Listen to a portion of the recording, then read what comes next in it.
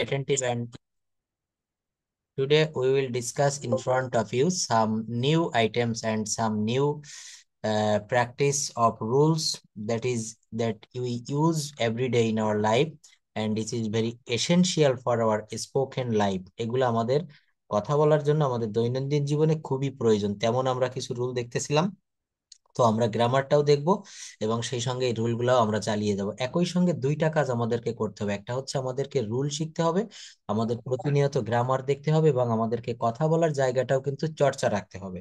আমার মেয়ে ধীরে ধীরে উন্নতির দিকে যাচ্ছে, মাই ডটার ইজ গ্রাজুয়ালি এখানে recovering, yes recovering day by day, দিনের পর দিন, দিন দিন সে উন্নতির দিকে যাচ্ছে।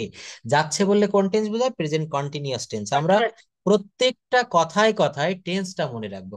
যদি বলা হয় সে ধীরে ধীরে উন্নতির দিকে যায়, তাহলে প্রেজেন্ট টেন্স, প্রেজেন্ট ইনডেফিনিট। হ্যাঁ, ইনডেফিনিট। আর যদি যাচ্ছে তাহলে কন্টিনিউয়াস।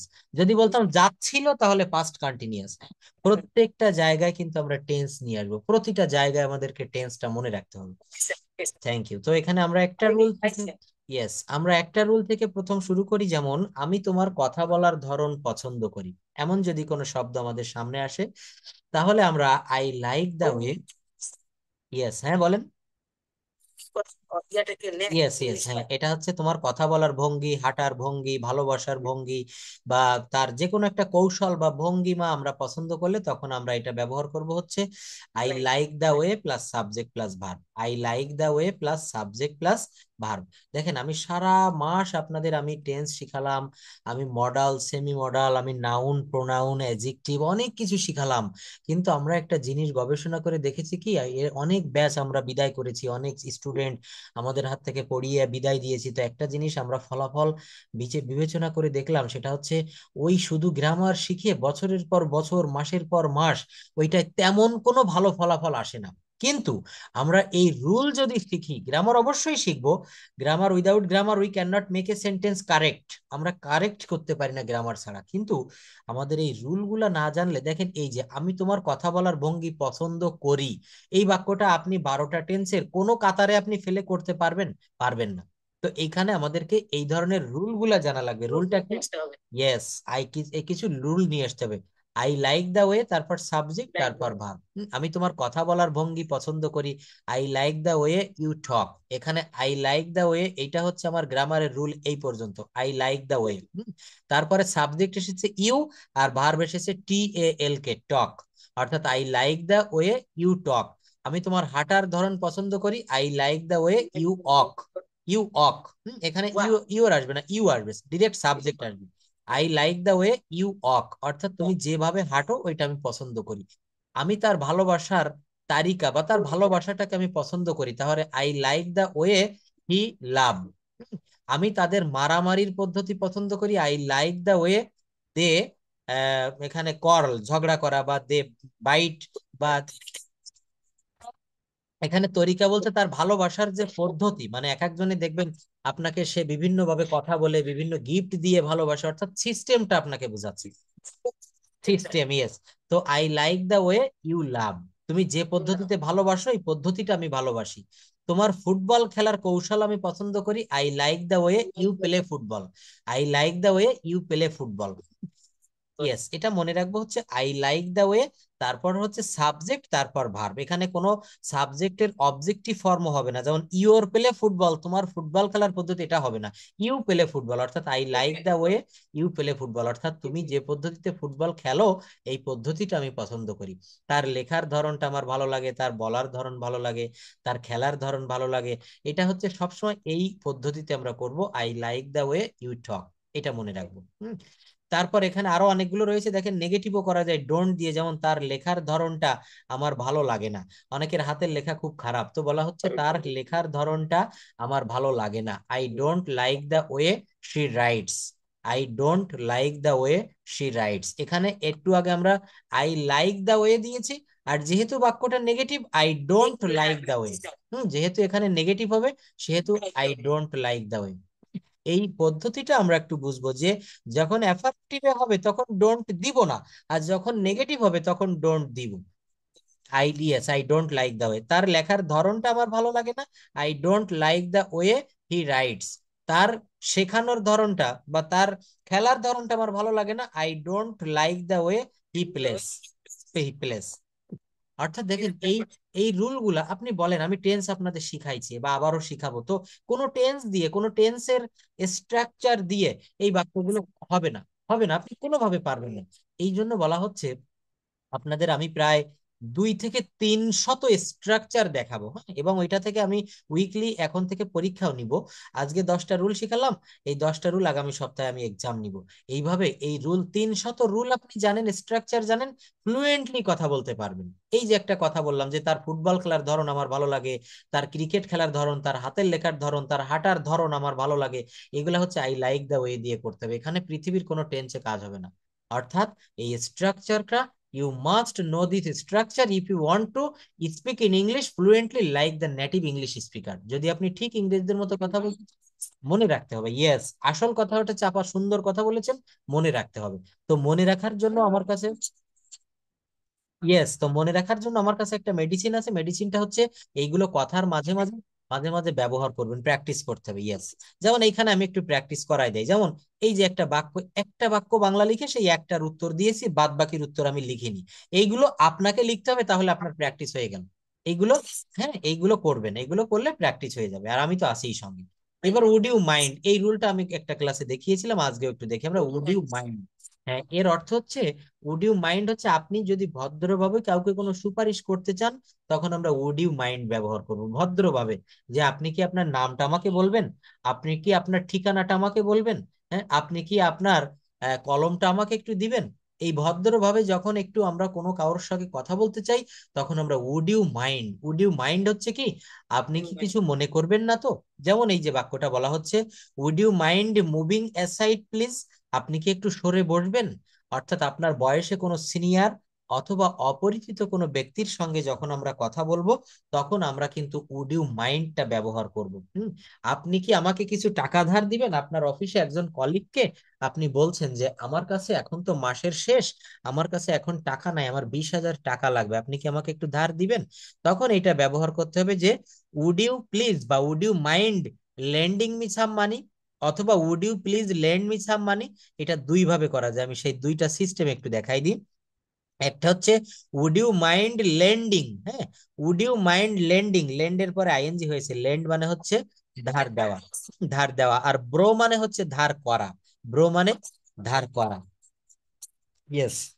আমরা দুইটাই শিখে রাখলাম। যেমন আমি গতকাল 1,000 টাকা ধার করেছিলাম, তাহলে আই ব্রোড 1,000 টাকা ইয়েস্টারডে, ব্রো এর সঙ্গে ইডি যোগ হবে যেহেতু পাস্ট টেন্স।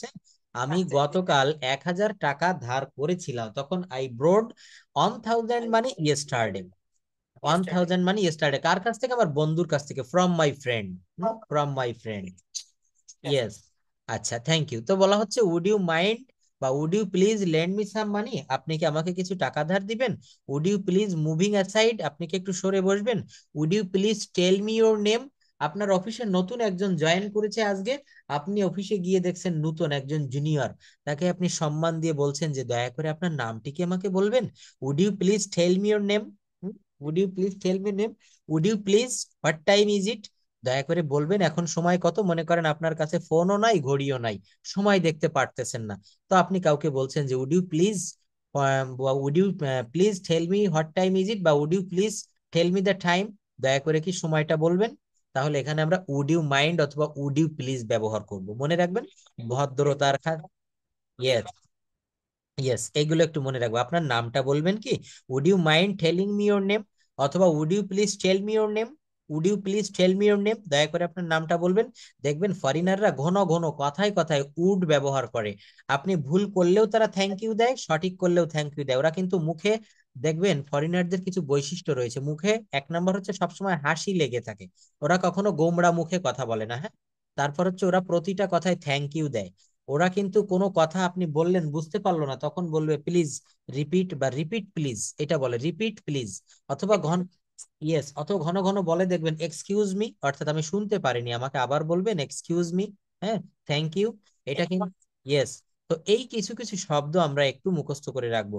ওরা কিন্তু প্রত্যেকটা জায়গায় ভদ্রতা, পৃথিবীর সবচেয়ে ভদ্র জাতি হিসাবে পরিচিত জাপানিজ, জাপানিরা কিন্তু অত্যন্ত, জাপানের আমার এক রিলেটিভ জাপানে গিয়েছিল ভ্রমণে, তো বলছিল যে আমাদের দেশে আমরা যারা ঢাকা শহরে থাকি, বিশেষ করে পুরান ঢাকায় দেখবেন এত ঘিঞ্জি, সেটা ভাষায় বলে প্রকাশ করা যাবে না।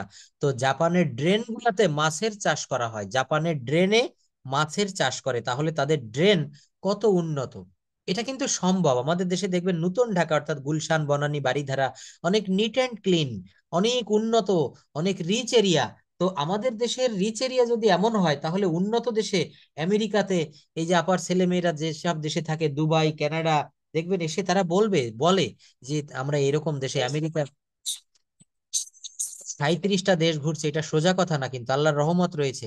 তো সুইজারল্যান্ড একটা অনেক উন্নত দেশ। তো এই যে সুইজারল্যান্ড পৃথিবীর সব থেকে, আপনি শুনবেন, হ্যাঁ, ফোনে যখন সময় পান ওদের কাছে শুনবেন, যখন আপনার বাসায় আসবে ঢাকায়, তখন শুনবেন, দেখবেন এগুলো শুনলেও অনেকটা ভালো লাগে, জ্ঞান জেগে ওঠে। তো এই যে পৃথিবীর সব থেকে শান্তিময় দেশ হচ্ছে ফিনল্যান্ড, হ্যাঁ, তারপর রয়েছে সুইজারল্যান্ড, নেদারল্যান্ড। হ্যাঁ হ্যাঁ, নেদারল্যান্ডে কিন্তু কখনো চুরি হয় না, নেদারল্যান্ডের একজন স্টুডেন্ট। হ্যাঁ হ্যাঁ, বছর সারা বাংলাদেশের প্রতিনিধিত্ব যে আমার ভাই, আচ্ছা আচ্ছা ও আচ্ছা। ছিল নেদারল্যান্ডের স্যার 4 বছর। হ্যাঁ হ্যাঁ, আমার কাছে নেদারল্যান্ডের, আমাদের বাংলাদেশি একজন নেদারল্যান্ডস থেকে, উনি পড়ে এই মুহূর্তে আমার কাছে, শুক্র শনিবার ছুটির 2 দিনগুলোতে। হ্যাঁ হ্যাঁ, তো উনি বলছিল, গতকাল শুক্রবারে ওনার ক্লাস নিয়েছিলাম, তো বলছিল স্যার, নেদারল্যান্ডসে কখনো, আমি 10 বছর এখানে রয়েছি, তা কখনো কোনো জিনিস চুরি হয় না। যে আমি রাত্রে বাসার, বলছে যে এখানে কেউ নেয় না, একদমই ঠিক। বললো যে স্যার, রাত্রে আমরা ঘুমাই, তা কেউ ঘরের দরজা দেয় না। বলছে আমি 10 বছর নেদারল্যান্ডে রয়েছি, তা কখনো এই যে আমরা ক্লপসিবল গেট দেই বা আমাদের অনেকগুলো সিকিউরিটি গেট থাকে, বলছে ওখানে কারো দরজা থাকে ঠিকই, কিন্তু কেউ কখনো দরজা লক করে না। নেদারল্যান্ডস এরকমই অবস্থা। তো আসলে দেখেন এটা। হ্যাঁ হ্যাঁ হ্যাঁ হ্যাঁ, ঠিক ঠিক, এটা আমরা সবাই জানি। জাপান তো কাছাকাছি অনেকেই থাকে, এবং জাপানে মানে জাপানিদের কথা বলে শেষ করা যাবে না, পড়ানোর ভিতরে অনেক, মানে ওরা অনেক ভদ্র। জাপানে দেখবেন আমাদের কমলাপুর রেল স্টেশনে গেলে দেখা যায় প্রচুর নোংরা, চিপসের খোসা, এইটা সেটা সব আমরা ওখানে ফেলে রাখি। কিন্তু জাপানিরা কি করে জানেন? জাপানিরা, ওদের কাছে প্রত্যেকের কাছে একটা ব্যাগ থাকে, আমি একটা চিপস খেলাম, চিপসের খোসাটা ব্যাগের ভিতরে রাখবে, অথবা নির্দিষ্ট কোনো ডাস্টবিনে ফেলে দিবে। তো আমাদের দেশেও এটা হতো, কিন্তু আমাদের সেই নিয়ম বা আমাদের আইনটা আমরা মেনে চলি না। আমরা রাস্তা দিয়ে যাচ্ছি, একটা চকলেট খেয়েছি, খোসাটা রাস্তায় ফেলে দিচ্ছি, একটা কলা খেয়েছি, কলার খোসাটা রাস্তায় ফেলে দিচ্ছি, ওর দরুন কিন্তু ওইটার কারণে কিন্তু আরেকজন অ্যাক্সিডেন্ট হচ্ছে। তো যাই হোক, আমরা কিন্তু এখন সচেতন হব, আমরা এখন শিক্ষিত হচ্ছি, এখন হচ্ছে গ্লোবালাইজেশনের যুগ। এই যে বলছেন আমার ছোট ভাই 17 বছর জাপানে ছিল, ধরেন সে দেশে আসলো, সে দেশে এসে বলছে যে আমি ওখানে এই নিয়মটা দেখে আসছি, তো ওই নিয়মটা আমাদের দেশে আমরা অ্যাপ্লাই করব, আমরা মেনে চলবো। বিভিন্ন হতে বাসাতে আছে। ইয়েস, তো এনাদের দেখবেন ওই যে যে লোকটা জাপানে থেকে আসছে, তার কথাবার্তা, তার চলাফেরা, এটা খুবই কিন্তু নম্র ভদ্র, যেহেতু উনি জাপানিদের ভিতরে থেকেছিল। অনেক অনেক, এটা জানি আমরা। মাঝে আমি এবং সোহাগ স্যার ঢাকার মুন্সিগঞ্জে একটা স্কুলে ক্লাস নিতে গিয়েছিলাম, সিজুইয়ে। তো ওই স্কুলের মালিক উনি জাপানে থাকতো দীর্ঘ প্রায় 20 বছর। তো দেখলাম ওনার কথা, ওনার চলন, ওনার বলন, খুবই সবই খুবই নম্র ভদ্র। তো আমি জিজ্ঞাসা করেছিলাম যে স্যার, আপনি তো জাপানে ছিলেন, আপনার অ্যাটিটিউড, আপনার মানে চলাফেরা, এটা বোঝা যায়। তো উনি একটা মৃদু হাসি দিয়েছিল। তা আমি বুঝলাম যে আসলে দেখেন, পরিবেশের গুণে মানুষ গড়ে ওঠে। এই যে জাপানে থেকে আসছে আপনার ভাই, সে অবশ্যই দেখবেন সেই জাপানিদের কিছু ভাবধারা তার ভিতরে প্রবেশ করেছে। তো প্লিজ কাম। ওকে। হ্যাঁ হ্যাঁ, ঠিক ঠিক, জাপানিরাও কিন্তু এরকম। আচ্ছা, তারপর আমরা নেক্সট রুলে দেখবো দেয়ারের ব্যবহার। দেয়ার অর্থ হচ্ছে থাকা, আমরা এটা জানি, দেয়ার অর্থ হচ্ছে স্থায়ীভাবে কোনো কিছু আছে, ছিল বা থাকা, এমন বুঝালে আমরা দেয়ার ব্যবহার করব। সেখানে একটা গাড়ি আছে, দেয়ার ইজ এ কার। সেখানে একটা বাড়ি আছে, দেয়ার ইজ এ হাউস। সেখানে একটা বল আছে, দেয়ার ইজ এ বল। সেখানে একটা ছেলে আছে, দেয়ার ইজ এ বয়। বুঝছেন? তাহলে এই দেয়ার ইজ এ কার না বলে, দেয়ার ইজ এ কার দিয়ে আমরা অনেকগুলো বাক্য তৈরি করব। ইংরেজি ভাষাটা শিখতে গেলে সব থেকে, আমি আগেও একটা ক্লাসে বলেছিলাম, সব থেকে ভালো পন্থা হচ্ছে স্যার যে রুলটা দেখিয়ে দিবে, তাৎক্ষণিকভাবে ওই রুল দিয়ে কিছু বাক্য তৈরি করতে হবে। There is a car, there is a house, there is a field, there is a mosque, there is a river. এবার এখান থেকে আপনি চেঞ্জ করতে পারবেন। হ্যাঁ, দেয়ার ইজ এ পন্ড, হ্যাঁ, যত শব্দ জানেন আপনি এখানে বসেন। ইয়েস। অনেক। অন্য যারা রয়েছেন তারাও আমরা একটু ক্লাসে অ্যাটেন্ড করব, কথা বলবো, ক্লাসটা আরো বেশি ভালো হবে। শিল্পী আক্তার, হ্যাঁ, তারপর এখানে জাহিদুল ইসলাম, আমরা সবাই একটু কথা বলবো। তাজওয়ার জিশান, আমাদের ফাতেমা মঞ্জুরি আপা, সবাই একটু সাড়া সাড়া দিবেন প্লিজ। এই যে দেখেন এখানে দেয়ার দিয়ে একটা কথা বললাম, দেয়ারই যে কার, এখানে আপনি টেন্সটা একটু পরিবর্তন করে দিতে পারেন। কিভাবে আপনি টেন্স পরিবর্তন করে দিব? Just wait a bit. এখানে আমরা পরিবর্তন করব কেমনে সেটা একটু দেখি। কি জানি এক মিনিট, একটু ফোন দিচ্ছে। আচ্ছা, জাস্ট ওয়েট।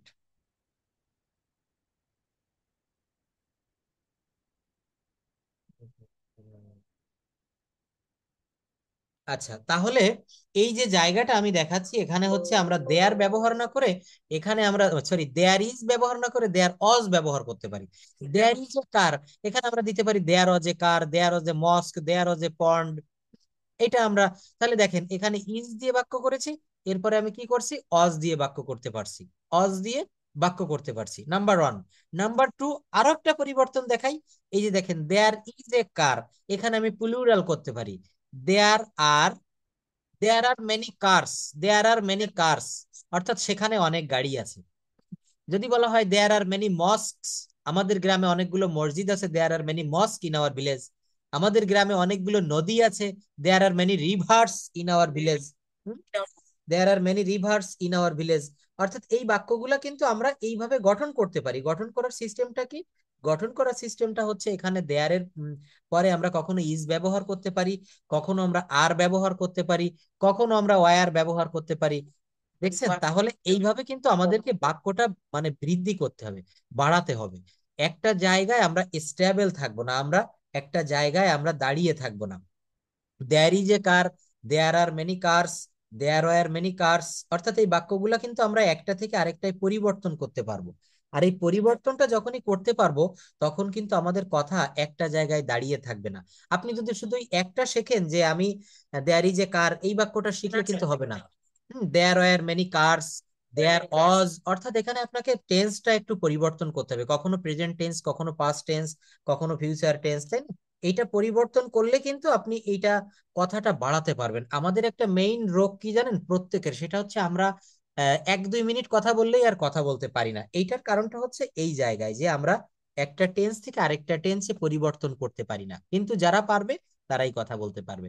সেখানে একটি গাড়ি আছে, এটা না বলে যদি বলা হয় সেখানে একটি গাড়ি ছিল, তখন দেয়ার অজ এ কার। যাই হোক, হ্যাঁ, সেখানে 20টা গাড়ি আছে, দেয়ার আর 20 কার্স। দেখেছেন? কার্স, হ্যাঁ। সেখানে কোনো গাড়ি নেই, there is no car, there is no car. আচ্ছা, সেখানে একটি গাড়ি ছিল, দেয়ার ওয়াজ এ কার। সেখানে 20টা গাড়ি ছিল, দেয়ার ওয়ার 20 কার্স। সেখানে কোনো গাড়ি ছিল না, there were no car, there were no car. এইবার দেখেন, হ্যাজ, হ্যাভ, হ্যাড, এইটার অর্থ হচ্ছে প্রেজেন্ট টেন্সে হয় থাকা, আর হ্যাড মানে হচ্ছে ছিল বা থেকে ছিল। যেমন তার একটা গাড়ি আছে, হি has a car, he has a কার। দেখেন এখানে হ্যাজ, একটা সুন্দর জিনিস শিখাচ্ছি। হি হচ্ছে সাবজেক্ট, হ্যাজ হচ্ছে ভার্ব, আর এ হচ্ছে আর্টিকেল, আর কার হচ্ছে নাউন। তো এখানে হি হ্যাজ এ কার, তার একটা গাড়ি আছে, তাই না? তো এই বাক্যটা এখানে হ্যাজ কিন্তু মেইন ভার্বের ভূমিকা অভিনয় করেছে, main verb, he has a car. আচ্ছা, এই হ্যাজটা আবার প্রেজেন্ট পারফেক্ট টেন্সে গিয়ে অক্সিলারি ভার্ব হয়ে যায়। কেমন? যেমন he has, he has, he has done the work, সে কাজটি করিয়াছে। হি হ্যাজ ডান দা ওয়ার্ক, সে কাজটি করেছে। সে একটা গাড়ি কিনেছে, হি হ্যাজ বট এ কার। সে একটা, সে একটা মোবাইল কিনেছে, he has bot A mobile. এই বট, তারপরে ডান, এগুলা হচ্ছে মেইন ভার্ব, আর এইগুলোকে হেল্প করার জন্য হ্যাজ হচ্ছে অক্সিলারি ভার্ব। কিন্তু এই হ্যাজ, কথা ছিল অবশ্যই বলেন। এখানে যেমন ভার্ব আসতে তো আরেকটি গাড়ি আছে, হ্যাজ দিয়ে একটা ভার্ব দিচ্ছেন, কিন্তু আমি যে মনে মনে চিন্তা করছিলাম উপরে যখন বললেন ওখানে গাড়ি আসছে, তখন কিন্তু ভার্বটা নাই। হ্যাঁ, আমি বুঝতে উপরে পারিনি, আরেকটু বলবেন প্লিজ, আরেকটু রিপিট প্লিজ। 7 নম্বরে যেমন তার একটি গাড়ি আছে, হ্যাঁ, হ্যাজ এ কার, এখানে ভার্ব আছে, আছে, আছে একটা, ওই আছের একটা ভার্ব দিচ্ছেন হ্যাজ। কিন্তু উপরে যখন আমরা করলাম, হ্যাঁ, হুম হুম ওখানে কিন্তু ভার্বটা ইউজ করলাম না। উপরে দেখেন তাহলে যে সেখানে একটি গাড়ি ছিল, হ্যাঁ, হুম হুম হুম। ওই যে সুন্দর। ওয়াজ হ্যাঁ হ্যাঁ হ্যাঁ, ভালো প্রশ্ন করেছেন। দেখেন, থ্যাংক ইউ, থ্যাংক ইউ। অনেক ভাবনা, সুন্দর ভালো প্রশ্ন করেছে। আমি একটা ব্যাখ্যা দেই। দেখেন এখানে আমরা অনেকেই এই জায়গাটা আসলে বুঝি না। সুন্দর প্রশ্ন, থ্যাংক ইউ আপা, মাকসুদা আপা। এই যে বলছে যে তার একটা গাড়ি আছে, ভালো করে খেয়াল করবেন, এইগুলা কিন্তু খুব সূক্ষ্ম জিনিস। একটা জিনিস আমরা একটু ভেবে দেখবো আজকেই। আমি একটু অন্য কথা বলি, 1 মিনিট মাত্র। দেখবেন আমি আজকে সকালে ঘুম থেকে উঠে এই বিষয়টা ভাবতেছিলাম। এই পৃথিবীটা, এই দুনিয়াটা সৃষ্টিকর্তা এমন কিছু জিনিস দিয়ে সৃষ্টি করেছেন, খুবই অদ্ভুত জিনিস। যদি বলেন কেমন, নাম্বার ওয়ান, বাতাস, যেটাকে এয়ার বলা হয়। আমরা অক্সিজেন নেই, অক্সিজেনটাই তো বাতাস, তাই তো? মানে বাতাসের এক ভিতরের একটা উপাদান। তো এই বাতাসটা কি কখনো কেউ আমরা ভেবে দেখেছি যে এটা কিন্তু দেখা যায় না? আসলে চিন্তা করে দেখবেন, বাতাস কিন্তু দেখা যায় না। আচ্ছা, এইবার দেখেন, যখন ঝড় ছেড়ে দেয় প্রচন্ড গতিতে, যখন সিডর হলো, আইলা হলো, বা বড় বড় ঝড় দক্ষিণ অঞ্চলে আমাদের খুলনাতে যখন আঘাত হানে, আমরা দেখেছি এর তাণ্ডব লীলা কতটা কঠিন। আচ্ছা, এই স্বাভাবিক পরিবেশ এখন কিন্তু বোঝা যাবে না সেই ঝড়ের পরিবেশ। শান্ত বাতাস, ট্রানকুইল এয়ার বলা হয়। কিন্তু যখন ঝড় ছেড়ে দেয়, তখন দেখবেন বাতাসটা একটা উগ্র মূর্তি, একটা দৈত্যের মতো আচরণ করে। অর্থাৎ একটা শান্ত জিনিস অশান্তও হতে পারে। অর্থাৎ আমি আরো একটা জিনিস দেখাই। যেমন আমাদের ভিতরে, প্রত্যেকের ভিতরে রুহু রয়েছে বা আত্মা, তাই না, সোল যেটাকে বলে। এটাও কিন্তু দেখা যায় না। পৃথিবীর এমন কোনো বিজ্ঞানী নাই বা এমন কোনো অনুবীক্ষণ যন্ত্র নাই, এমন কোনো মাইক্রোস্কোপ নাই যেটা দিয়ে আত্মা দেখা যায়, রুহু দেখা যায়। বিজ্ঞানীরা তৈরি করতে পারেনি। এবং আরো একটা জিনিস দেখেন, একটা মানে সহজ হিসাব বুঝাই। আমরা যে সূর্যের আলোটা পাই, এটা একটা মাধ্যম লাগে কিন্তু আসার জন্য। সেই 9,30,00,000 মাইল দূরের থেকে কিন্তু সূর্য আমাদেরকে তাপ দিচ্ছে। তো অত দূরের থেকে তাপটা এখানে চলে আসছে, এটা কিন্তু কোনো মাধ্যম ছাড়া। অর্থাৎ মাধ্যম বলতে কি, মানে দূরের থেকে এটা আমাদের ফোকাস দিচ্ছে, তাই এত তাপ আমরা পাচ্ছি। সূর্যকে দেখতে কিন্তু একটা বিকেল বেলায় দেখবেন ছোট্ট প্লেট বা থালার মতো দেখা যায়। অর্থাৎ আমার কথার মেইন পয়েন্টটা হচ্ছে, যে জিনিস যত সূক্ষ্ম, বাতাস যা দেখা যায় না, গাড়ির চাকা কিন্তু চলে হাওয়ার বলে। বাস বলেন, মোটর সাইকেল বলেন, আপনার বাসার যে গাড়িটা রয়েছে, অটো রিক্সা, রিক্সা, সবই কিন্তু চাকার ভিতরে হাওয়া থাকে। তো এই হাওয়াটা কি, হাওয়া তো দেখাই যায় না। ওইটা গ্যারেজে নিয়ে হাওয়া দিতে হয় মেশিনের মাধ্যমে। তো ওই যে হাওয়াটা যাচ্ছে, এই যে আমি মুখ দিয়ে আমার এক জায়গায় মনে করেন আমি একটু ফু দিলাম, আমি একটা ফু দিলাম, এই ফুটাও কিন্তু, এই যে বাতাস, এটাও কিন্তু দেখা যায় না। অর্থাৎ যা না দেখা যায়, পৃথিবীতে এই জিনিসটারই সব থেকে শক্তি বেশি।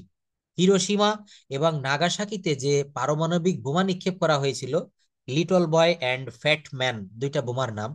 তো মাত্র 750 গ্রাম, 1 কেজিও না, 750 গ্রাম লোহার ভিতরে যে শক্তি ছিল, যে অণু, পরমাণু, অ্যাটমিক পাওয়ার, ইলেকট্রন, প্রোটন, নিউট্রন ভাঙলে যেটা পাওয়া যায়, এই 750 গ্রাম লোহার ভিতরের শক্তিকে আলাদা করে বাছাই করে নিয়ে সেখান থেকে কিন্তু ওই পারমাণবিক বোমা দুইটা তৈরি করা হয়েছিল। তো চিন্তা করে দেখেন যে 750 গ্রাম লোহা থেকে যদি এই পরিমাণের বোমা তৈরি হয়, এবং সেটা তো 1945 সালের ঘটনা, তাহলে এখনকার সময়ের যে পারমাণবিক বোমাগুলা পৃথিবীর বিভিন্ন দেশের হাতে রয়েছে, এটা আরো কত শক্তিশালী। অর্থাৎ অণুকে ভাঙলে পাওয়া যায় হচ্ছে পরমাণু, আর পরমাণুকেও ভেঙে ফেলেছে বিজ্ঞানীরা। তিনটা জিনিস পাওয়া যায়, ইলেকট্রন, প্রোটন অ্যান্ড নিউট্রন, যেটা নিউক্লিয়াসকে কেন্দ্র করে ঘুরছে, বিজ্ঞানের একটা থিওরি। তো আমি এত কথা কেন বলছি, আপা যে প্রশ্নটা করেছে, এটা অনেক সূক্ষ্ম একটা প্রশ্ন। আমরা কিন্তু অনেক সময় এই প্রশ্নটা ভেবে দেখি না, বা এটা আমরা কিন্তু অনেকে মানে জানার প্রয়োজন পড়ে না, কিন্তু এটা আমাদের জানতে হবে। অর্থাৎ মনে রাখবেন, আমার কথার মূল সারাংশ এটা, যত সূক্ষ্মভাবে আপনি চিন্তা করতে পারবেন, আপনার চিন্তার জায়গাটা, আপনার বুদ্ধিবৃত্তি, আপনার লাইফ স্টাইলটাও কিন্তু ঠিক তেমন হবে। অর্থাৎ আমাদের যে কোনো জিনিস সূক্ষ্ম থেকে সূক্ষ্মভাবে চিন্তা করতে হবে। হোমিওপ্যাথি ঔষধ দেখবেন, কেউ যদি খেয়েছেন কিনা আমি জানি না, ওই 1 ফোঁটা দিতে হয় একটা 1 কাপ পানিতে, ওইখান থেকে 1 চামচ নিয়ে আবার আরেকটা কাপে দিয়ে ওখান থেকে 1 চামচ খেতে হয়, বাকিটা ফেলে দিতে হয়। অর্থাৎ যত আপনি ডিভাইড করবেন, ভেঙে ফেলবেন, তত কিন্তু শক্তি বাড়বে। পৃথিবীর প্রত্যেকটা জিনিসের ভিতরে পারমাণবিক অ্যাটমিক শক্তি রয়েছে, কিন্তু এইটা আমরা বা বিজ্ঞানীরা বা সবাই সব দেশে এই অ্যাটমিক পাওয়ারটা সব বস্তু থেকে বের করার মেশিন, থিওরি সবার কাছে থাকে না। এই জন্য পারমাণবিক বোমাটা, নিউক্লিয়াস যে বোম, এটা সব দেশ আবিষ্কার করতে পারে না। পৃথিবীতে মাত্র হাতে গোনা কয়েকটা দেশের কাছে এটা রয়েছে। যাক, আমার মূল কথা হচ্ছে একটা সূক্ষ্ম প্রশ্ন, ব্যাখ্যাটা দেখি। হি হ্যাজ এ কার, আপা ভালো করে বুঝবেন সবাই। এখানে হ্যাজটা হচ্ছে মূল ভার্ব, আগের বাক্যেও অজ বা ওয়ার মূল ভার্ব, তো আমি ওইটা পরে যাব। এইটা আগে দেখাই, হি হ্যাজ এ কার। দেখেন এই ব্যাখ্যাগুলো যদি না জানা হয়, যদি এইটা স্কিপ করে চলে যাওয়া হয়, পরবর্তীতে কি হয় জানেন, আপনি কথাও বলতে পারবেন, আপনি বাক্য লিখতেও পারবেন, কিন্তু যখন কাউকে পড়াতে যাবেন, যদি কখনো কাউকে পড়াতে হয়, কেউ যদি ভাগ্যক্রমে আপনার কাছে প্রশ্ন করে বসে, আপনি উত্তর দিতে পারবেন না। অর্থাৎ এই সূক্ষ্ম জায়গাগুলো কিন্তু আমাদেরকে জেনে তারপর অপর অধ্যায় অপর লেসনে যেতে হবে। তো এখানে বলা হচ্ছে হি হ্যাজ এ কার, তার একটা গাড়ি আছে। এখানে হ্যাজটা হচ্ছে মেইন ভার্ব, এবং যদি কারো কোনো ব্যক্তি মালিকানায় থাকে, কি থাকে বলেন, ব্যক্তি মালিকানায়, তখন হ্যাজ বা হ্যাভ ব্যবহার করা হয়। আমার একটা মোটর সাইকেল আছে, I have a motor bike. আমার একটা জামা আছে, আই হ্যাভ এ শার্ট। সুমনের একটা মোবাইল আছে, Suman has a mobile. Suman has an iPhone, সুমনের একটা iPhone 16, একটা ভালো মোবাইল, তাই না? সুমনের একটা বাড়ি আছে, সুমন হ্যাজ এ হাউস। অর্থাৎ কারণ নিজের আছে, অধিকারে আছে, এমন থাকলে হ্যাজ বসাতে হবে। আর এই জায়গাটা দেখব, যেমন এই যে বলা হচ্ছে সেখানে একটি গাড়ি আছে, দেয়ার ইজ এ কার। এখানে যে ইজ এর ব্যবহারটা, এই যে আবার প্রশ্ন ছিল, এখানে ইজ মানেও তো আছে, আবার এখানেও যে তার একটা গাড়ি আছে, এই যে তার একটা গাড়ি আছে, হ্যাজ মানেও আছে, আবার এখানে ইজ মানেও আছে। এই যে সেখানে একটি গাড়ি আছে, দেয়ার ইজ এ কার। এখন সব থেকে এক কথায় উত্তর দিতে পারে এইভাবে, সেটা হচ্ছে এই যে দেয়ার ইজ এ কার, সেখানে আছে, মানে ওই জায়গাটাতে অবস্থান করছে, ওই জায়গা কিন্তু গাড়ির মালিক না। কিন্তু এখানে যখন বললাম আমার একটা গাড়ি আছে, ওই গাড়ি তো জড় বস্তু, ওইটা বাজার থেকে 5 লাখ 10 লাখ 20 লাখ টাকা দিয়ে আমি কিনে আনছি, ওই গাড়ির মালিক কিন্তু আমি। অর্থাৎ মালিকানায় থাকলে হ্যাজ হ্যাভ হ্যাড হবে, আর কোন জায়গায় অবস্থিত থাকলে M is are was were. Are you clear? Please একটু কথা বলবেন। না, ভালোভাবে মনে হয় বুঝতে পারেনি, আমি সেভাবে ভালোভাবে সাড়া পেলাম না। আমি অনেক, আচ্ছা আচ্ছা, শোনেন আমার কথা, সংকেত নাও দিলে আপনি এখন বাসায় হয়তো অনেকেরই বিভিন্ন রকম কাজ থাকতে পারে, আপনি হয়তো ভাত খাচ্ছেন, সঙ্গে সঙ্গে আমার ক্লাস দেখছেন, আপনি যে কাজই করেন না কেন করতে থাকেন, সমস্যা নেই। হ্যাঁ হ্যাঁ হ্যাঁ, কিন্তু আমার কথাটা হচ্ছে আপনি যেভাবেই দেখুন আমার ক্লাসটা সবসময় একটু মাইন্ডফুলি দেখবেন। তো দেখেন আমি অনেকগুলো অ্যাটম সেই এইখান থেকে শিখাতে গিয়ে ভালো একটা উদাহরণ দিয়ে বুঝালাম। অর্থাৎ মনে রাখতে হবে যে আমাদেরকে এইভাবে প্রশ্ন করা শিখতে হবে। মাকসুদা আপা অনেক সুন্দর একটা প্রশ্ন করেছে, অনেক ধন্যবাদ ওনাকে। এবং এইভাবে কিন্তু আমি বিষয়টাও হয়তো আপনাদের বুঝাতে পেরেছি যে কারো কোনো মালিকানায় থাকলে সেখানে কিন্তু, হ্যাঁ অধিকারে থাকলে সেখানে হ্যাজ হ্যাভ বা হ্যাড বসবে। আর যদি কখনো কোনো জায়গায় কোনো যিনি অবস্থান করে, সেখানে সেখানে 20টা গাড়ি আছে, সেখানে একটি গাড়ি আছে, সেখানে কোনো গাড়ি নেই, এই ধরনের টেন্স অনুসারে প্রেজেন্ট টেন্স হলে am is are, past tense হলে অজয়ার ব্যবহার করতে হবে। এইভাবে আপনারা প্রশ্ন করবেন, প্রশ্ন না করলে কখনো শেখা যায় না কিন্তু। এরপর দেখেন উড এর ব্যবহার, মে মাইট এর ব্যবহারটা একটু আমরা দেখব। I would go to Dhaka next month, আমি আগামী মাসে ঢাকায় যেতে পারি, আমার একটা সম্ভাবনা রয়েছে। এখানে আমি উড ব্যবহার করলাম, I would go to Dhaka next month, আমি আগামী মাসে ঢাকায় যেতে পারি। আমি আগামী বছর লন্ডন যেতে পারি, I would go to London next year, I would go to London next year.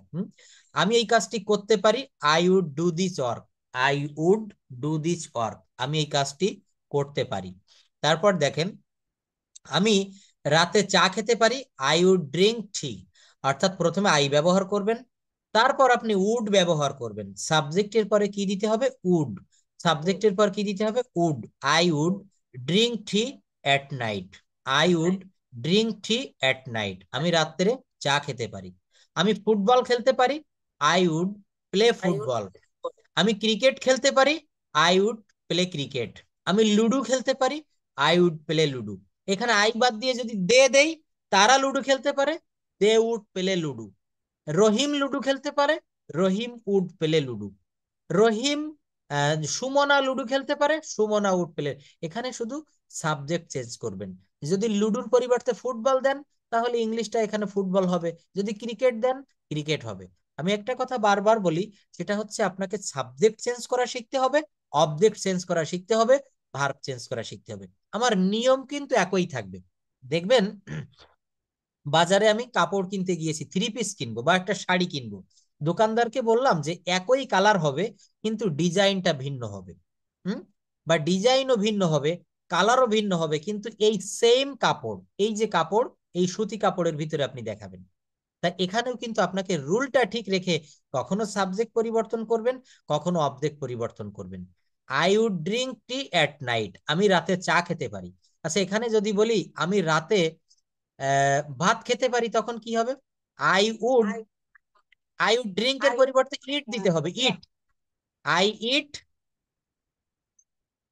I would eat rice at night, আমি রাতে ভাত খেতে পারি। হুম। আচ্ছা, যদি বলা হয় আমি রাত্রে রুটি খেতে পারি, অনেকে রাত্রে দেখবেন রুটি খায়। Hmm. I would eat bread at night, bread, হ্যাঁ, আই উড ইট ব্রেড, অথবা টেক দিলে হয়, I would take bread at night. মনে রাখবেন, ফর্মাল ইংলিশে আমরা ইট মানে খাওয়া বুঝাই, কিন্তু কখনো কখনো টেক মানেও কিন্তু খাওয়া বোঝায়। টেক মানে নেওয়া বা লওয়া, কিন্তু টেক মানে খাওয়া বোঝায়। এটা যদি এইভাবে কেউ বলে তারটাও ভুল হবে না। কোন ভাবে? I would take a bread at night, আমি রাতে একটা রুটি খেতে পারি। ইয়েস। তো এই রুলগুলা কিন্তু আমরা আমাদের ডে টু ডে লাইফে ব্যবহার করব। এবার একটা বিষয় আমরা দেখব, কথা আছে বা কথা ছিল, এমন যদি কোনো বাক্য থাকে, তখন আমরা কিভাবে করব। আমার ঢাকায় যাওয়ার কথা ছিল, আমার কলমটি কেনার কথা ছিল, তার বাজারে আসার কথা ছিল, তাদের ফুটবল খেলার কথা ছিল। এটা suppose to plus am is are অথবা ওয়াজ আর। আমার ঢাকায় যাওয়ার কথা ছিল, I was suppose to go to Dhaka. এখানে কি লিখবো? I, WAS, I was, SUPPOSED, I was supposed to go to Dhaka, DHAKA। দেখেন, I was suppose to go to Dhaka, আমার ঢাকায় যাওয়ার কথা ছিল। এখানে ওয়াজ ব্যবহার করেছি কেন বলেন তো? ওই যে ওয়াজ রয়েছে মানে ছিল রয়েছে, পাস্ট টেন্সে। কিন্তু যদি বলা হয় আমার ঢাকায় যাওয়ার কথা, I am suppose to go to Dhaka, yes, তখন আই অ্যাম হবে। আমার কলমটি কেনার কথা, I am suppose to buy the pen, buy a pen, বা কলমটি, এই যে কলমটি, এর জন্য দা দিতে হবে, is the pen. I am suppose to buy the pen. কিন্তু যদি বলা হয় আমার একটি কলম কেনার কথা, তখন I am suppose to buy a pen, yes, a pen হবে। তার বাজারে আসার কথা, he is suppose to come to market, market come মানে আসা। তাদের ফুটবল খেলার কথা, they are suppose to play football, play football, they are suppose to play football. দেখেন, এই যে রুলগুলো করাই, গতকালকেও দেখলাম আপা আমাকে অনেক বাক্য রেকর্ড করে পাঠিয়েছে, আমি অনেক খুশি, মহা খুশি হয়েছি। কেন জানেন? কারণ আমি, ইয়েস, আমি দেখছি এবং আমি পড়তেছিলাম এবং মনে মনে মানে অনেক খুশি হচ্ছিলাম যে আপনি এত ব্যস্ততার ভিতরেও এটা করেছেন, এবং সবাই করবেন। কেন জানেন? কারণ এই রুলগুলা শুধু শিখলে হবে না, এগুলো প্র্যাকটিক্যালি ব্যবহার করতে হবে। আমি, আমার বাবা একটা লোহার একটা দা কিনে নিয়ে এসেছিল, দা, যেটা দিয়ে আমরা ওই যে, বা একটা মনে করেন লোহার যে কোনো একটা অস্ত্র, হ্যাঁ, যে একটা ইয়ে কিনে নিয়ে আসছিল, ছুরি বা চাকু এই ধরনের। তো এটা ফেলে রাখলাম, দেখলাম যে 6 মাস পরে একদিন বের করব, আমি একটা ফল কাটবো, কিন্তু এটা জং ধরে গিয়েছিল, মরিচা এসে গিয়েছিল। কিন্তু আমি চিন্তা করলাম তখনই যে আমাদের ব্রেনটাও কিন্তু ঠিক এইরকম, এই রুলগুলা শিখে আমার ওই লোহার যে একটা অস্ত্রের মতো আমি যদি ফেলে রাখি, এই রুলগুলাতে মরিচা পড়ে যাবে। এই রুলগুলা কিন্তু মাঝে মাঝে আমাদেরকে দেখতে হবে, এই রুলগুলো আমরা প্রতিদিন কথা বলার ফাঁকে ফাঁকে আমাদেরকে ব্যবহার করতে হবে। আমি আগামী ক্লাসে আপনাদের জন্য একটা নতুন ভাবে ক্লাস নিব, সেটা হচ্ছে এরকম, আমি আর কিছু নতুন পড়াবো না, আমি এই যে ক্লাসগুলো নিচ্ছি, আমি 2টা ক্লাস নিয়ে পরবর্তী ক্লাসে ওই ক্লাসগুলোর ফিডব্যাক নিব।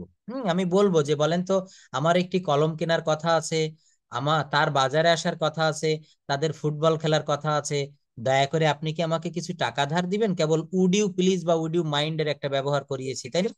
হ্যাঁ, তো আমি, ইয়েস, আমি ব্যাকে যে রুলগুলো শিখিয়ে আসছি, এইগুলা আমি যে কোনো একটা দিন করে সপ্তাহে একটু পরীক্ষার মতো করে নিব, তাহলে আপনাদের চর্চাটা ওই সময় আরো বেশি হয়ে যাবে। ঠিক আছে?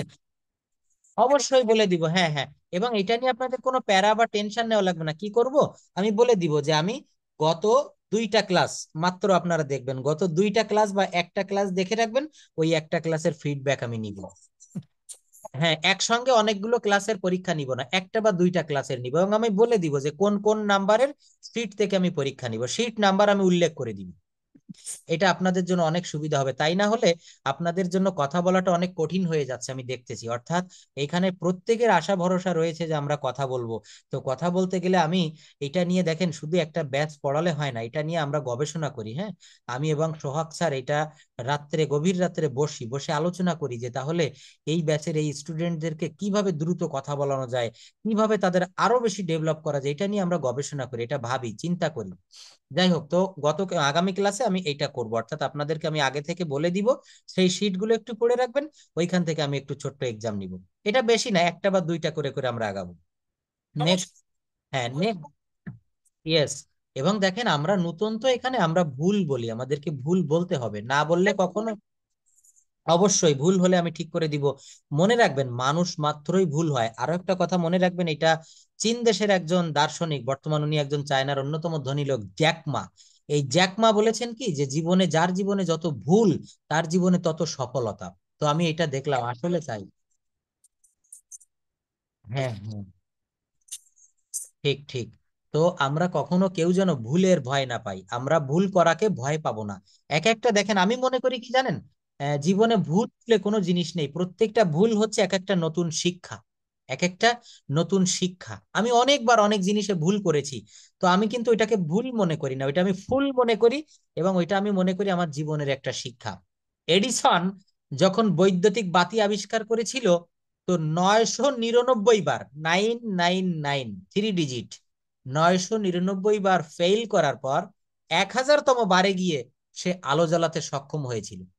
এবং যার ফলশ্রুতিতে আজকে আপনার বাসায় যে আলোটা জ্বলছে, আমার বাসায় যে বৈদ্যুতিক বাতিটা জ্বলছে, প্রথম বাতিটা হয়তো এডিসন এইভাবে এত আধুনিক করে আবিষ্কার করেনি, কিন্তু মূল থিওরিটা উনি দিয়ে গেছিল। তো 1000তম বারে যখন উনি বাতিটা জ্বালাতে পেরেছিলেন, সক্ষম হয়েছিলেন, ওনার যে আনন্দ হয়েছিল, ওনার মা বা ওনার পরিবারের লোক দেখে অবাক হয়ে গিয়েছিল।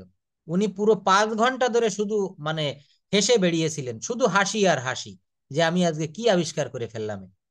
তা আসলে দেখেন, এই 999 বার সে ভুল করেছিল। ভুল মানে কি, ব্যর্থ হয়েছিল। ভুল করা মানে হচ্ছে ব্যর্থ হওয়া। তো এখানে আপনারা কেউ ভুলের ভয় করবেন না। প্রচুর, আমি তো বলি যে আপনি প্রচুর পরিমাণে কথা বলবেন, মানে এত বেশি বলবেন যেটা কল্পনা অতীত। আপনি বলতে থাকবেন, এই বলতে থাকলে দেখবেন, প্রথম হচ্ছে, প্রথম দরকার আপনার ফ্লুয়েন্সিটা নিয়ে আসা। আর ফ্লুয়েন্সি আসলে তারপর গ্রামার গুলো অটোমেটিকলি কারেক্ট হয়ে যাবে, এটা পারবেন আপনি। এটা দেখেন, ডোন্ট বি আপসেটের একটা রুল, মন খারাপ করিও না। অর্থাৎ মন খারাপ করিও না, তুমি একটি সুন্দর মেয়েকে বিয়ে করবে, don't be upset, you will marry a beautiful girl. মন খারাপ করিও না, তুমি একটা সুন্দর ছেলেকে বিয়ে করবে, don't be upset, you will marry a handsome boy. হতাশ হইও না, তুমি এক সময় খারাপ সময় কাটিয়ে উঠবে, don't be upset, you will overcome your bad times. Bad times, don't be upset, you will overcome your bad times. You will overcome, তুমি কাটিয়ে উঠবে ইউর ব্যাড টাইমস, খারাপ সময়। হতাশ হইও না, তোমার জীবন উজ্জ্বল হবে, don't be upset, your life will be কি, ব্রাইট। Yes, thank you. দেখছেন এই যে ব্রাইট শব্দটা, তো এই ধরনের ভোকাবুলারি আমাদেরকে মুখস্থ করতে হবে।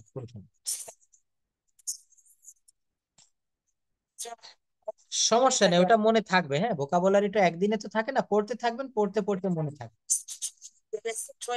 অবশ্যই অবশ্যই, আমি জানি আপনি অনেকটা সময় দেন এখানে। হ্যাঁ, হ্যাঁ, হ্যাঁ।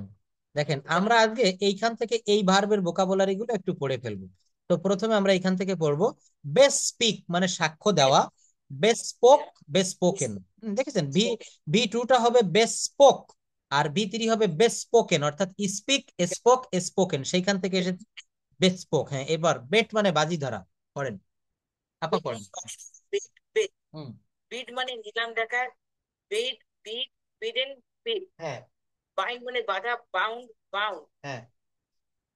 বাইট মানে কামড়ানো, বিট, বিটেন। হুম, ব্লিড মানে রক্ত ঝরা, ব্লেড, ব্লেড। হুম, ফ্লো মানে প্রবাহিত হওয়া, ব্লিউ, ফ্লোন। হুম, ব্রেক মানে ভাঙ্গা, ব্রোক, ব্রোকেন। হুম, ব্রিড মানে জন্ম দেওয়া, ব্রিড, ব্রিড। হুম, ব্রিং মানে আনা, ব্রড, ব্রড। হুম, ব্রডকাস্ট মানে সম্প্রচার করা, ব্রডকাস্ট, ব্রডকাস্ট। হুম, বাই মানে কেনা, বট, বট। হুম, ক্যান মানে পারা, ক্যান, ফুড, ফুড। হুম, মানে নিক্ষেপ করা, কাস্ট, কাস্ট। হুম। ক্যাচ মানে ধরা, কট, কট। সুন্দর। যদি বলা হয় আমি একটা আহ, আম ধরেছিলাম, গাছের থেকে একজন ফেললো, আমি ধরেছিলাম, তাহলে আই কট এ ম্যাঙ্গো। আমি যদি বলি বলটা ধরেছিলাম, আই কট এ বল। যদি বলা হয় আমি আমি বলটা ধরেছি, present perfect tense, I have caught a ball. Ball. যদি বলা হয় তারা বলটা ধরেছে, দেখছেন? তাহলে এইটা আমরা নিজেরাই শিখে গেলাম। দে হ্যাভ কট এ বল, তারা একটা বল ধরেছে। তারা একটা মাছ ধরেছে। They have caught a fish. They have caught a fish. তো দেখেন আপা কত সুন্দর করে বাক্যগুলো পড়লো, তাই না? তো আমরা পরবর্তী ভার্বগুলো একজন একটু পড়বো। কে পড়বেন উইলিংলি? কেউ পড়তে পারবেন? মাকসুদা আপা বা শিল্পী আক্তার, বা আর যারা আছি, এই ভার্বগুলো আপনারা একটু পড়েন প্লিজ। এই উপরের এইখান থেকে এইগুলো একটু পড়বেন। এই যে বি আর বোর বর্ন, এইখান থেকে আমরা একটু পড়বো। Who can read it? হ্যাঁ পড়েন। সবাইকে পড়তে হবে। হুম হুম পরাজিত করা, কেউ কি পড়ছে? হ্যাঁ আপনি পড়েন আপা, পড়েন, সমস্যা নেই। বিট পরাজিত করা, বিটে হুম বিকাম মানে হওয়া, বিকেম বিকাম, হুম বিফল ঘটা, বিফেল বিফল ফলন। হ্যাঁ তারপর হচ্ছে বিগিন শুরু করা, বিগেন বিগান, হ্যাঁ বিহোল্ড তাকানো, বিহেল্ড বিহেল্ড, হুম বেন্ট বেন্ট মানে হচ্ছে বাক্য, বাঁকা বাঁকা বাঁকানো। হুম হুম বেন্ট মানে বাক্য, বাক্য হুম না, সরি আমি বলছি বাঁকা বাঁকা।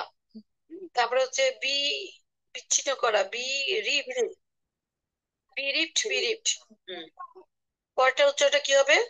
এটা মিনতি হচ্ছে করা, মিনতি করা, এটা হবে। হ্যাঁ বিসিস মানে মিনতি করা। বিসট বিসট।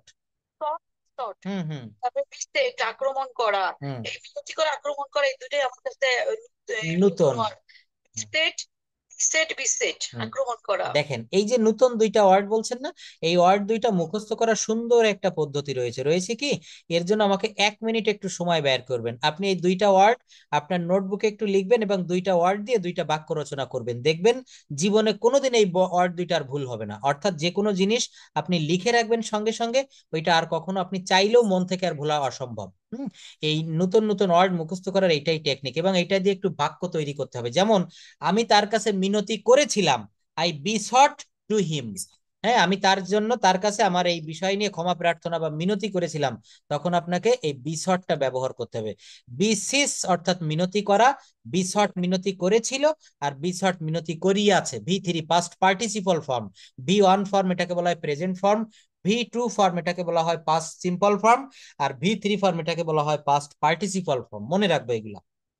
নেক্সট, এখান থেকে আমরা আরো একটু পড়বো রিভিউ থেকে। দেখেন এগুলো পড়লে কি হয়, এই যে নতুন নতুন শব্দ আপনাদের সামনে আসছে, তাই না? এগুলো কিন্তু আমাদের জন্য খুবই উপকারী। আমাদের ছেলেদের ভিতরে আমরা কেউ কিছু পড়বো একটু প্লিজ। এই রিভিউ থেকে আপনারা কেউ পড়বেন? রিভিউ মানে পর্যালোচনা করবা। রিভিউ রিভিউ পড়েন একটু please, loudly, speak loudly. Who can do it? পড়েন। না পারলে আমি বলে দিব, লজ্জার কোনো কারণ নেই, পড়েন রিভিউ থেকে। রিভিউ অর্থ পর্যালোচনা করা। হুম, রিভিউড, রিভিউড। সেল অর্থ জলে ভাসানো। Sailed, sailed. সেভ সঞ্চয় করা। Saved, saved. Hmm. Scan scan উচ্চারণ হবে স্ক্যান, মনোযোগ দিয়ে দেখা, স্ক্যান। হ্যাঁ। স্ক্যান হুম মনোযোগ দিয়ে দেখা। হুম স্ক্যান, স্ক্যান। হুম এস স্কেয়ার, স্কেয়ার ভয় দেখানো। স্কেয়ার ভয় দেখানো। হুম স্ক্যাড, স্ক্যাড। হুম শেয়ার অর্থ ভাগ করা। হুম শেয়ার, শেয়ার। হুম সব জিনিসপত্র কেনা। হুম সব জিনিসপত্র কেনা। সব, সব। হুম হুম শাউট, শাউট। শাউট চিৎকার করা। হুম শাউট, শাউট। Shouted, shouted. হ্যাঁ তারপর, হ্যাঁ তারপর স্কেট, এটা তো স্কেট করা অর্থাৎ ওই বরফের পরে জুতা পাইতে দৌড়ায় না, ওটাকে স্কেট বলে। স্কেটিং। হ্যাঁ slow. Slow, hmm load, load. Hmm ফাঁকি দেওয়া। স্নেজ ফাঁচি দেওয়া। হুম স্নেজ, স্নেজ। Hmm snow, now, snow. এটা সোনো। হ্যাঁ সোনো মানে তুষারপাত। Snowed, snowed. Hmm solve. সমাধান করা। Solve, skill, solve. Hmm speed hmm বানান করা। Hmm spelled, spelled. হ্যাঁ স্টার্ট। স্টার্ট শুরু করা। Start, start. স্টার্ট। স্টপ অর্থ স্টেপ পদক্ষেপ নেওয়া। স্টপ পদক্ষেপ নেওয়া। স্টপ, বন্ধ করা। স্টেপ। হ্যাঁ স্টপ মানে স্টপ বন্ধ করা। বন্ধ করা। Stop, stop. হুম, ধন্যবাদ। দেখেন অনেক ভালো পড়েছেন। এইবার আমি বলছিলাম কি যে আমাদের ইংরেজি শিখতে গেলে সবার প্রথমে শুরুতে আমাদের এই ভার্ব ফর্ম মুখস্থ করতে হয়। কেন করতে হয় তার একটা প্র্যাকটিক্যাল জায়গা দেখেন। এই স্টার্ট মানে শুরু করা। যদি বলা হয় আমরা কাজটা শুরু করেছিলাম, আমরা কাজটা শুরু করেছিলাম, তখন আপনি যদি এই স্টার্টের ভি2 ফর্ম স্টার্টেড এইটা যদি না জানেন বাক্য গঠন করতে পারবেন না। অর্থাৎ we started the work, we started the work, আমরা কাজটা শুরু করেছিলাম। সে কাজটি শুরু করিয়াছে, he has started the work. দেখছেন? তাহলে এই ভার্বের ভি2 ভি3 ফর্ম কেন কাজে লাগে, কেন আমাদের শিখতে হবে, জায়গাটা হচ্ছে এইটা। প্র্যাকটিক্যাল জায়গা আমাদেরকে দেখতে হবে, প্র্যাকটিক্যালি কথা বলতে হবে। আমি ইংরেজি শিখাই দিলাম, আপনারা যদি কথা না বলতে পারেন তাহলে হবে না। কথা বলার সিস্টেমটা কি? আমি ভাত খাই, আই ইট রাইস। এটার পাস্ট টেন্স করেন, পাস্ট টেন্স ওই আই এবং রাইস পুরাটাই ঠিক থাকবে, আই এবং রাইস পুরাটাই ঠিক থাকবে, শুধু ভার্ব পরিবর্তন হয়ে যাবে। আই আই ইট রাইস, আমি ভাত খেয়েছিলাম, আই এট রাইস। দেখেছেন? ইটের পরিবর্তে এট। কিন্তু এটা তো পূর্ব থেকে আপনার জানা লাগবে যে ইট মানে খাওয়া আর এট মানে খেয়েছিলাম, এটা আগে থেকে মুখস্থ থাকা লাগবে। ইয়েস, এই জন্য বলি ইংরেজি যারাই শিখতে যাবে প্রথম সিঁড়িতে পা দেওয়া মানেই এই কনজুগেশন অফ ভার্ব। তো এটা আমি একটা গত ক্লাসে দিয়েছিলাম, আবার রেগুলার দিব। এটা আপনারা প্রতিদিন 10টা 20টা করে মুখস্থ করবেন। যদি আপনি মুখস্থ করতে পারেন আপনার ইংলিশটা সহজ হয়ে যাবে, অনেক সহজ হয়ে যাবে, আপনি কল্পনাও করতে পারবেন না। অঙ্কের সূত্র মুখস্থ করলে অঙ্ক যে কখন মিলে যায়, কখনই যে অঙ্কটা শেষ হয়ে যায় এটা কিন্তু নিজেরাও বোঝা যায় না। দেখবেন যারা গান শেখে স্বরলিপি শিখতে হয়, সারেগামা পা শিখতে হয়, তো ওই স্বরলিপি শিখলে গান অটোমেটিকলি আপনার গলায় চলে আসে। অর্থাৎ এখানে আপনাকে একটা বিষয় মনে রাখতে হবে, এইগুলা হচ্ছে আমার অঙ্কের সূত্র, এইগুলো আপনি মুখস্থ করেন, বাক্য আপনার অটোমেটিকলি সাজিয়ে আপনি বাক্য গঠন করতে পারবেন। আমি তো দেখিয়েছি, আবারও দেখাচ্ছি। যে মনে করেন আমি ভাত খাই, তো এটা বলা যাবে না, ইংরেজিতে সাজাতে হবে আমি খাই ভাত, আমি কাজটি করি। নো, ইংরেজিতে সাজাতে হবে আমি করি কাজটি, আমি করি কাজটি। তারা খুলনায় যায়, এভাবে সাজাবেন না। সাজা তারা যায় খুলনায়। দেখছেন? তাহলে কি, যদি বলি তারা খুলনায় যায় তাহলে এইভাবে করতে হয় দে খুলনা টু গো, কিন্তু এটা ভুল বাক্য। বাক্যটা সঠিক হবে কিভাবে? দে গো, তারা যায় কোথায়? টু খুলনায়, খুলনায়। অর্থাৎ তারা খুলনায় যায় বলার সময় বা লেখার সময় লিখতে হবে তারা যায় খুলনায়, তারা খুলনায় যায়, তারা যায় খুলনায়। তারা মাছ ধরে, তারা ধরে মাছ। হুম অর্থাৎ ইংরেজিতে মনে রাখবেন প্রথমে সাবজেক্ট দিতে হবে অ্যাফার্মেটিভ সেন্টেন্সে, তারপরে ভার্ব দিতে হবে, তারপর অবজেক্ট দিতে হবে। আমরা মনে মনে অনেক কথা বলি, তাই না? মনে মনে না, আমরা মুখেও বলি, বাংলাতে সারা দিন বাংলায় অনেক কথা বলতে থাকি, কিন্তু আসল কথাটা হচ্ছে কি, এই কথাগুলা যখন আমরা একটু ইসে বলবো, যেমন আমি একটা সারাদিন আমি আপনাকে বললাম যে আপনি একটা বক্তব্য দেন, তো আপনি বক্তব্য দিলেন, কিন্তু ওই বক্তব্যটা আমি যদি বলি আপনি তো এটা বাংলায় দিয়েছেন, এবার একটু এটা ইংলিশে দেন, তখন কিন্তু আমরা আর পারি না। কিন্তু বাংলায় বললে আপনি হুবহু পানির মতো সহজ, তো ইংলিশেও এটা পানির মতো সহজ হবে কিভাবে? আপনাকে ওই যে বাক্য সাজাতে হবে। বললাম যে আপনি বক্তব্য দিতে উঠেই প্রথমে বললেন যে আসসালামু আলাইকুম, দিস ইজ ড্যাশ, আপনার নামটা বললেন, এবার বলবেন ডিয়ার অডিয়েন্স বলে শুরু করলেন। এবার মনে করেন আপনি বলতেছেন ট্রাফিক জ্যাম, তো প্রথমেই আপনার মাথায় আসতেছে এইটা যে ট্রাফিক জ্যাম আমাদের দেশের একটা একটা নিত্য নৈমিত্তিক ঘটনা। তাহলে এই বাক্যটা কিভাবে ইংলিশে করবেন? আপনার ব্রেনে কিন্তু অলরেডি বাংলায় এসে গেছে যে ট্রাফিক জ্যাম আমাদের দেশের একটা সাধারণ ঘটনা। তাহলে এটা বলতে হবে ট্রাফিক জ্যাম হয় একটা সাধারণ ঘটনা আমাদের দেশে। অর্থাৎ ট্রাফিক জ্যাম ইজ, ইজ মানে হয়, traffic jam is a common affair, affair মানে ঘটনা। Traffic jam is a common affair কোথায়? ইন আওয়ার কান্ট্রি, আমাদের দেশে। দেখেছেন? তাহলে বাক্য সাজানো কত সহজ। এখানে বাংলায় মনে মনে কি ভাবলেন যে আমি বলবো ট্রাফিক জ্যাম আমাদের দেশে একটি দৈনন্দিন ঘটনা বা সাধারণ ঘটনা। তাহলে বাংলাটা এইভাবে সাজাতে হবে ট্রাফিক জ্যাম হয় আমাদের দেশে, ট্রাফিক জ্যাম হয় একটা সাধারণ ঘটনা আমাদের দেশে।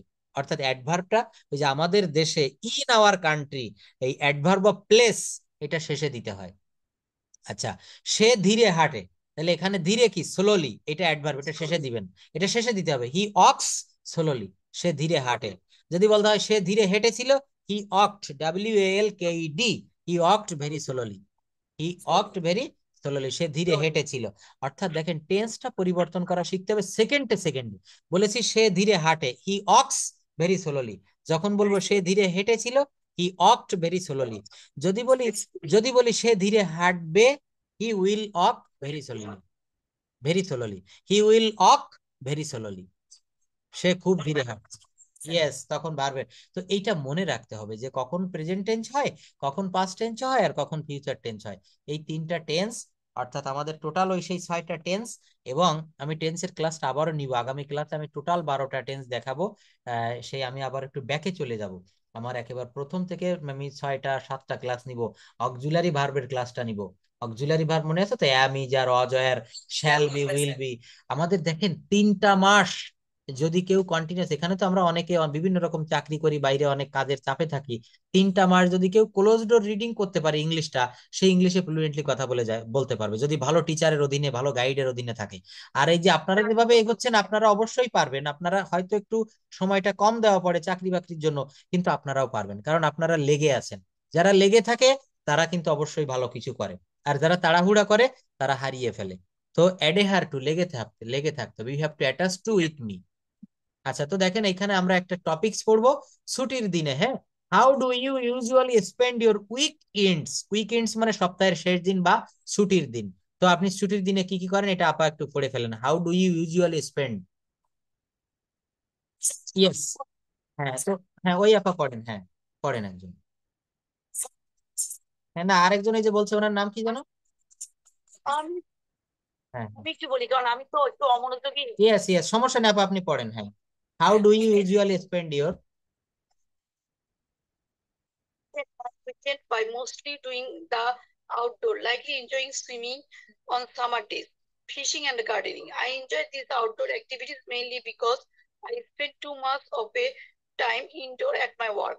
Oh, by the way, I also see like to go to my favorite restaurant with my friend in order to enjoy some relaxing and fun time. Thank you. দেখেন এই যে পড়েছেন না, এখন এখানে তো আপনি দেখে দেখে পড়লেন। এইবার আপনাকে আমি যদি বলি যে আপা আপনার অফিস যেদিন ছুটি থাকে শুক্রবার, ওই দিন আপনি কি কি করেন, রিয়েলিটিটা তুলে ধরতে হবে। অর্থাৎ এদের মতো করে বললে হবে না, বলতে হবে যে আমি আমার ছেলে মেয়ে নিয়ে পার্কে একটু ঘুরতে যাই, তাদেরকে একটু ভালো রেস্টুরেন্টে খাওয়াই, তাদের মনের মতো করে আমি একটু শপিং করে দেই। তো এই কথাগুলো একটু ইংলিশে বলতে হবে, যে what do you do usually, বা what do you usually spend your weekends. আপনি বলেন মাকসুদা আপা, যে আপনি কিভাবে আপনার উইকেন্ডসটা আপনি উপভোগ করেন। বলতে হবে যে I cook special dishes for my family. আমি আমার পরিবারের জন্য একটু বিশেষ খাবারের আয়োজন করি। I go for shopping in my weekends. I took my children, by take my children, বা we go outside and we sit the into the park or any zoo, or I go to shopping, অথবা I spend time with my children by the side of the river, কোনো নদীর তীরে বসি। আপনি কি কি করেন, এগুলো একটু ইংলিশে বলা যাবে উইদিন 1 মিনিট? বলেন। আসসালামু আলাইকুম, at first I would like to know. হ্যাঁ বলেন। একটু সুন্দর কথা বলছেন। হুম, ভাবতে হবে, কারণ ছুটির দিন তো আমার নিজস্ব কোনো শিডিউল থাকে না। হুম, ওরাই স্বপ্নে দেখে, আর ওদের ওদের স্বপ্নগুলো বাস্তবায়ন করতে হয়। Thank you. এখন দেখেন, ওইটা থ্যাংক ইউ। এখন আমাকে থ্যাংক ইউ। এখন এই জায়গাটা ভেবে বলা লাগবে না এখানে। আপনি তো জানেন, যেহেতু আপনি মা, আপনি কি কি করেন ছুটির দিনে, এটা আমাদেরকে ইনস্ট্যান্ট কথা বলতে হবে। কারণ আপনার অফিসে আগামীকাল আপনি অফিসে গিয়েছেন, আপনার ঊর্ধ্বতন কর্তৃপক্ষ বললো যে আজকে আমাদের অফিসে জাপান থেকে কিছু লোক আসবে, তাদের সামনে ইংলিশে কথা বলতে হবে, কে কে রাজি? এখন আপনি যদি বলেন স্যার আমাকে তো কিছু ভেবে বলতে হবে, তাহলে তো আপনাকে ওইখানে অ্যালাউ করবে না। ওইখানে ইনস্ট্যান্ট বলতে হবে। প্রথমে আপনি তাদের সামনে গিয়ে সালাম দিবেন, তারপর আপনি পরিচয় দিবেন, দিস ইজ মাকসুদা বেগম। তারপর I would like to say something with you. I am a daily worker, বা আই অ্যাম, আপনার পদের নামটা বলবেন, I am senior branch manager of this company বা অফ দিস অফিস, আপনার নামটা বলে আপনার পদবি বলবেন।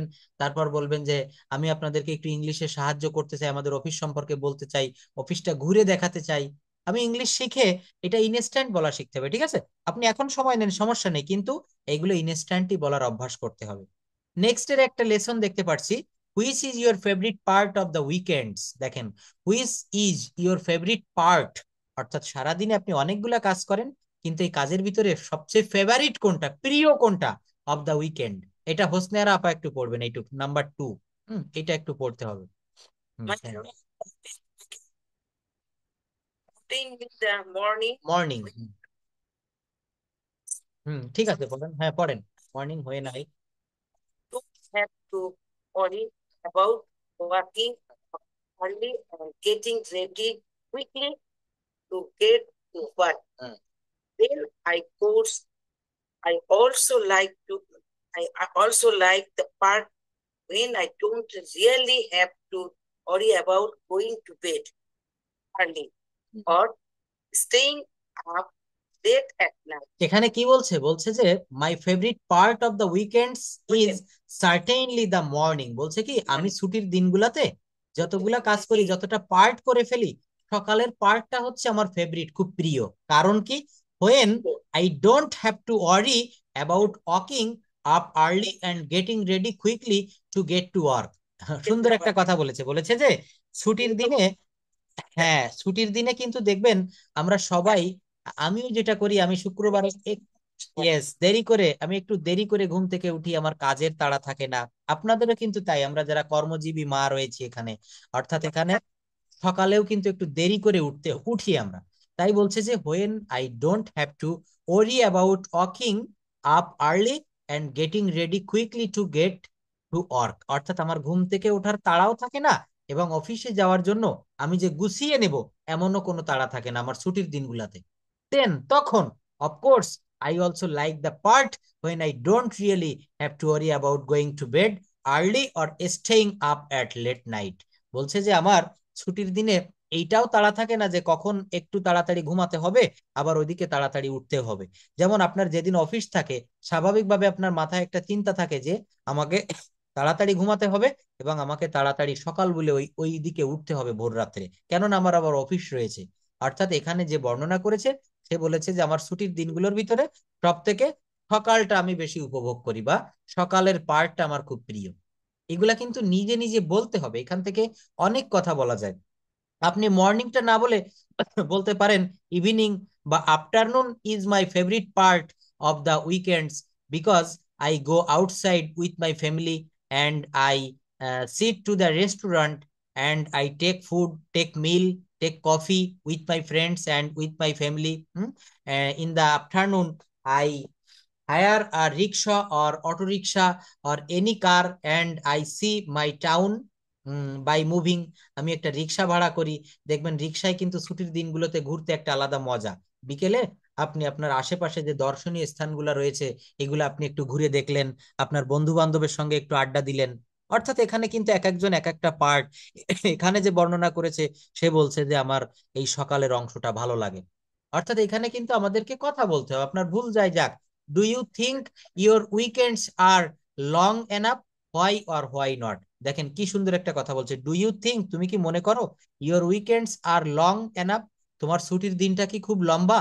অর্থাৎ বলতে চাচ্ছে, এখানে বলা হচ্ছে, হ্যাঁ এখানে বলা হচ্ছে যে ছুটির দিনটা কিন্তু দেখবেন দ্রুত কেটে যায়, কেননা ওইটা আমরা খুব, যে গানটি ভালো লাগে শুনতে, দেখবেন ওই গানটা কেন যেন তাড়াতাড়ি শেষ হয়ে যায়। হুম। তো এখানেও কিন্তু আমাদেরকে এইগুলো, এখানে অনেক রকমের পয়েন্ট রয়েছে। টপিক ড্যান্সিং, দেখেন ডু ইউ এনজয় ড্যান্সিং, তুমি কি নৃত্য পছন্দ করো, হোয়াই, কেন তুমি পছন্দ করো, যদি কারো পছন্দ না হয় হোয়াই নট, কেন পছন্দ করো না। অর্থাৎ এখান থেকে কিন্তু আমাদের প্রেজেন্টেশন দিতে হবে, আগামী ক্লাসের জন্য এখান থেকে একটু প্রিপারেশন নিবেন। Has anyone ever taught you dance, আপনাকে কি কেউ কখনো নৃত্য শিখিয়েছে, হোয়াই, কেন শিখিয়েছে, হোয়াই নট, কেন শিখায়নি। Tell me about any traditional dancing in your country, আমাদের দেশে বা তোমার দেশে যদি কোনো ঐতিহ্যবাহী নৃত্য থাকে এইটা সম্পর্কে আমাকে একটু বলো। Tell me about some popular dancing in your country, তোমাদের দেশের কিছু পপুলার ডান্স সম্পর্কে আমাকে একটু বলো। তো এইগুলো আপনারা একটু হোমওয়ার্ক হিসেবে রাখবেন। এখানে আজকে আরো কিছু বিষয় আমরা একটু দেখতে চাচ্ছি। আমি আপনাদেরকে বলেছিলাম যে সারাদিনে আমরা যে কথাগুলা বলি, এই কথার ভিতরে আমরা কিন্তু আমাদের যে দৈনন্দিন জীবনে যে ইয়াগুলো প্রয়োজন হয়, অর্থাৎ আমাদের যে বিভিন্ন সবজি, তারপর আমাদের বিভিন্ন যে ইয়ে থাকে, হেয়ার ইউ ক্যান সি, যেমন দেখেন এটা একটা দেখতে পাচ্ছি লাউ, দেখতে পাচ্ছেন সবাই নিশ্চয়ই, আমরা অনেকে এই সবজিটা ভালোবাসি। এগুলা দিয়ে, এগুলো না জানলে আমরা বাক্য করতে পারবো না। যদি বলে আমি লাউ খাই, আমি লাউ খাই, তো আমি ইংরেজি আই, খাওয়া ইংরেজি ইট, কিন্তু লাউ ইংরেজি যদি না জানি তাহলে তো বলা যাবে না। লাউ ইংরেজি হচ্ছে বোটল গার্ড, হ্যাঁ মনে রাখবেন, লাউ ইংরেজি কি, বোটল গার্ড।